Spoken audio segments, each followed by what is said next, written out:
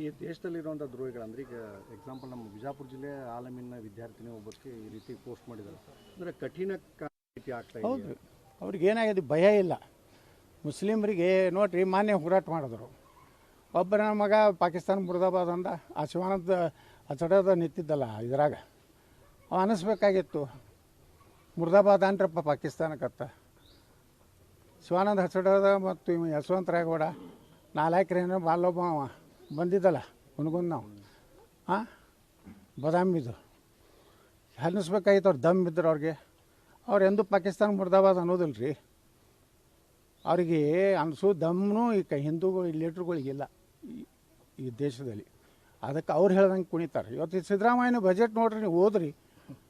ದುರ್ದೈವ, ಮುಸ್ಲಿಮರು ಹುಡುಗರಿಗೆ 80 ಲಕ್ಷ ರೂಪಾಯಿ ವಿದೇಶ ಅಭ್ಯಾಸ ಮಾಡ್ಲಕ್ಕ. 80 ಲಕ್ಷ. ನಾವು ಹಿಂದೂಗಳಿಗೆ ದಲಿತರಿಗಿಲ್ಲ, ಹಿಂದೂಗಳ ಒಳಗೆ ಬಡವರಿಲ್ಲ. ಮತ್ತು 25,000 ಮುಸ್ಲಿಂ ಹೆಣ್ಮಕ್ಳನ್ನ ಏನಂತ ಆತ್ಮರಕ್ಷಣೆಗಾಗಿ ಅವ್ರಿಗೆ ಕರಾಟೆ ಕಲಿಸ್ತಾಂತ. ಆದರೆ ಮುಂದೆ ಹಿಂದೂಗಳ ನಾಶ ಮಾಡುವಂಥದ್ದು ಇರೋದು. ಸಿದ್ದರಾಮಯ್ಯ ಇಷ್ಟು ಕೆಳಮಟ್ಟಕ್ಕೆ ಇಳ್ದಾನ ಏನು ನಮ್ಮ ಮುಸ್ಲಿಮರ ಒಟ್ಟಿಗೆ. ಇಂಥವ್ರು ಕೂಡ ನಮಗೆ ಅದೇ ಹೇಳ್ದಲ್ಲ, ನಮ್ಮ ಹಿಂದೂಗಳೊಳಗೆ ಇಂಥ ಖತರ್ನಾಕ್ ನನ್ನ ಮಕ್ಕಳು ಅದಾರ. ಇಂಥವ್ರು ಮೊದಲು ಹೊಡಿಬೇಕಾಗಿತ್ತು ನಾವು ಇಲ್ಲಿ ಆ ದೇಶದಲ್ಲಿ. ಸರ್, ಅವರು ಈಗ ಸರ್ನೇ ಪ್ರಸ್ತಾಪ ಮಾಡಿದರೆ ಅವ್ರನ್ನ ಮುಂಚೆನೇ ನಮ್ಮ ತಂದೆಯವರು ಸಹಿತ ಪಾಟೀಲ್ ಅಂತಲೇ ಇದೆ ಅಂತ ಹೇಳಿದವರು. ಅಲ್ಲಿ SS ಹೈಸ್ಕೂಲ್ನಾಗ ಅವ್ರ ಅಪ್ಪಂದು ಏನು VRS ಕೊಟ್ಟ, ಇದು ರಾಜೀನಾಮೆ ಕೊಟ್ಟಲ್ಲ, ತೆಗೆದು ನೋಡ್ರಿ ಏನೈತೆ ಹಚ್ಚಡ. SS ಹೈಸ್ಕೂಲ್ದಾಗ ಗಂಟೆ ಹೊಡಿತಿದ್ದು ಅವರಪ್ಪ.